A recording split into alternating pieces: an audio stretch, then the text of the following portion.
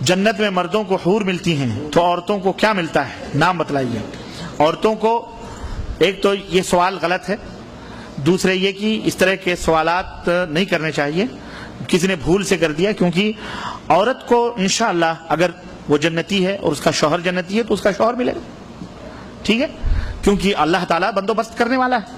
اور اگر کوئی بچپن میں مر گئی یا بغیر شادی کے مر گئی، ایسے ہوتے ہیں، تو انشاءاللہ اللہ تعالیٰ اس کے لیے جنت میں بڑی جگہ رہے گی، بڑی جگہ، جہنم میں نہیں رہے گی۔ جہنم میں زیادہ لوگ رہیں گے نا، کھچ کھچ کھچ کھچ کر رہے ہیں۔ اللہ کے نبی نے فرمایا کہ ایک دفعہ جبریل لے کے گئے جب معراج میں نے دیکھا تو ایک تنور تھا بہت بڑا، کھچ کھچ کھچ کھچ کھچ کھچ جہنمی ننگے جنگے مرد عورت کر رہے ہیں۔ میں نے کہا جبریل یہ کون؟ کہا اللہ کے نبی یہ آپ کی امت کے وہ مرد اور عورتیں ہیں جو زنا کرتے تھے، ننگے۔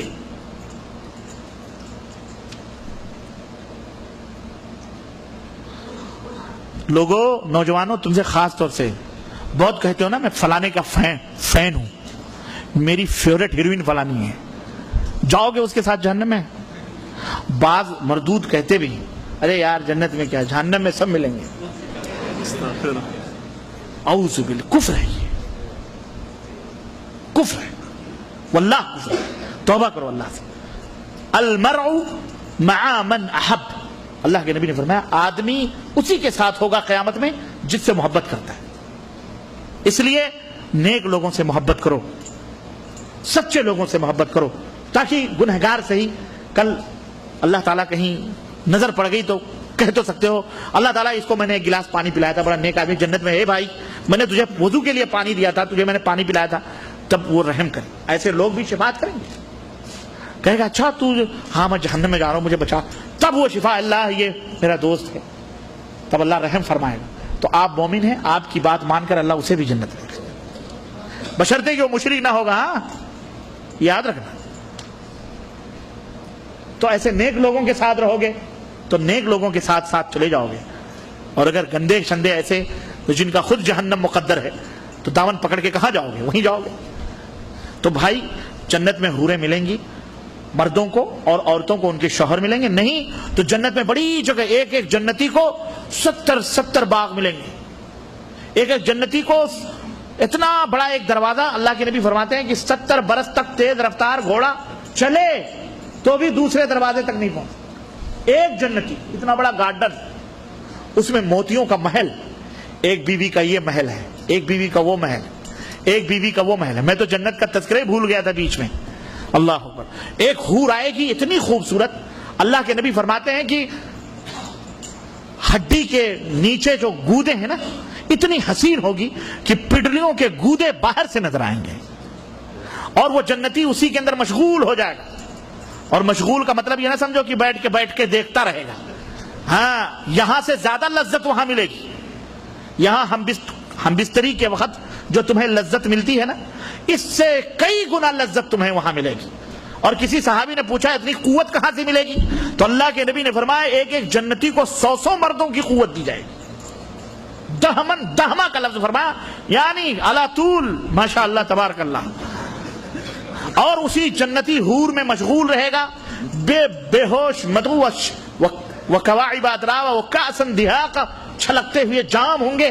اتنے میں کئی برس گزر جائیں گے تو اس کے کندھے پر ایک دوسری حور آ کے ہاتھ رکھے گی تو وہ چونک کے پلٹ کے دیکھے گا تو ابھی جس میں وہ مشغول تھا اس سے کہیں زیادہ خوبصورت وہ ہوگی۔ جب اس کی طرف دیکھے گا کہ تو کون ہے، وہ کہے گی اب میرا بھی حق ہے، اللہ نے مجھے آپ کے لیے پیدا کیا ہے، اب اس کو چھوڑیے، ادھر تشریف لائیے۔ اللہ اکبر۔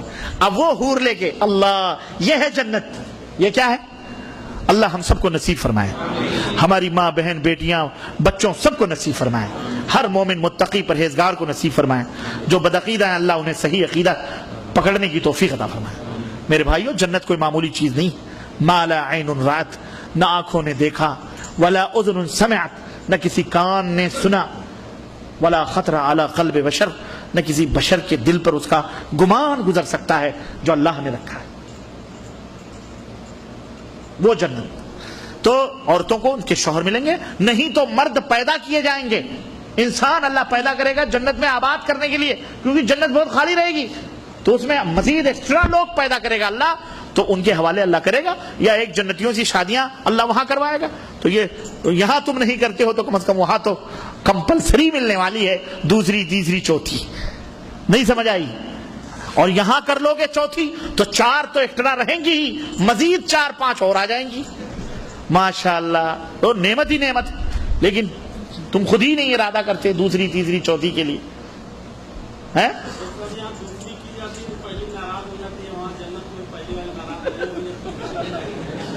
پوچھو اپنی بیگم سے کہ تو یہاں ناراض ہوتی ہے اور وہاں تیرا بس چلے گا، وہاں کیا کرے گی؟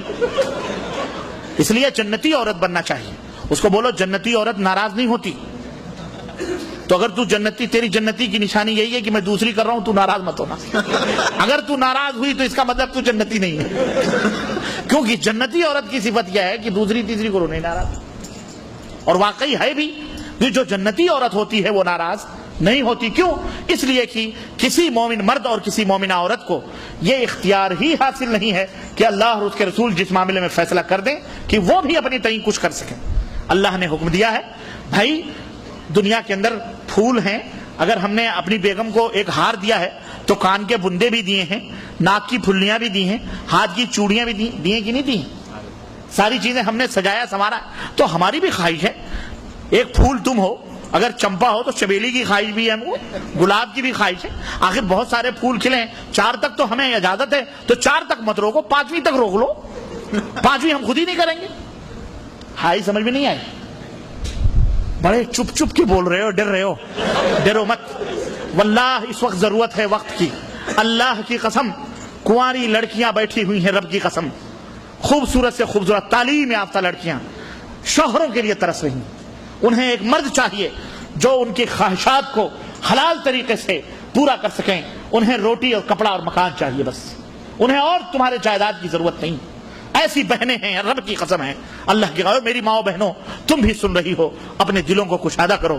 اللہ، یہ دنیا چند دن کی ہے، ایک دن مر جائے گا، جھٹکا لگے گا. تمہارا یہ مرد جس کے اوپر تم ناز کرتی ہو کہ اگر سوگن لائے گا تو ہم یہ کر لیں گے وہ کر لیں گے، رب کی قسم ہے مر جائے گا. تم کیا کرو گی؟ اگر تم جوان ہو تم خود سوچو کہ کیا تمہیں 2 برس کے بعد، سال بھر کے بعد شادی کی خواہش نہیں ہوگی؟ تو اگر کوئی مرد نہ کرے تو تمہارا کیا حاصل ہوگا؟ کتنی بیویاں بیوہ، کتنے یتیم، کتنے مسکین، کتنے جوڑے اور گھوڑے کے چکروں میں پھنسی ہوئی ہماری بہنیں، مطلقہ عورتیں بیٹھی ہوئی ہیں. ایسے بچے ہیں جو باپ کے لیے ترس رہے ہیں، انہیں باپ کا سایہ نصیب نہیں. ایسے لوگوں کے باپ بنو، ایسے عورتوں سے شادیاں کرو، 2-2 3-3 4-4 کرو، تاکہ سماج سے زناکاریاں، فحاشیاں ختم ہوں اور اسلامی سماج آگے بڑھے اور مسلمان کثرت کے ساتھ ہوں اور اللہ تعالیٰ برکت اور خزانے تمہیں عطا فرمائے. ایسا کرو تو کم از کم. بیٹھ کر کے ایک ہی رٹ کر مر گئے تم کافروں اور ہندوؤں کی طرح. وہ 10 رکھائے لگتا. اور ایسے بھی لوگ ہیں، میں کہوں مسلمانوں میں وائٹ کالر کے لوگ مالدار ہیں، 1 بیوی گھر میں رکھتے ہیں، 4 بیویاں ریزورٹ میں رکھتے ہیں، 3 بیویاں زناکاریاں کرتے ہیں. جی ہاں، زناکاریاں کرتے ہیں، عیاشیاں کرتے ہیں، اور بڑے وائٹ کالر بنے کے منہ پہ پاؤڈر واؤڈر لگا کے بڑے شریف ہیں، ہاں ٹوپی شوپی لگا کے بڑے شریف، اور زناکاریاں کرتے ہیں. ایسے لوگوں کی ریکارڈ ہے.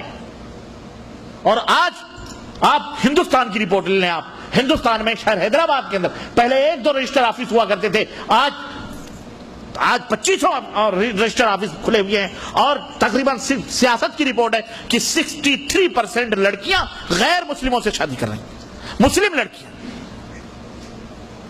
کون سوال ہے؟ آپ انٹرنیٹ پہ جائیں، شادی.com ہے، دوسرے .com ہے، آپ اس کو دیکھیں، فہرست لگی ہوئی ہے لڑکیوں کی، بیٹھی ہوئی ہیں بیچاری پورے ہندوستان میں.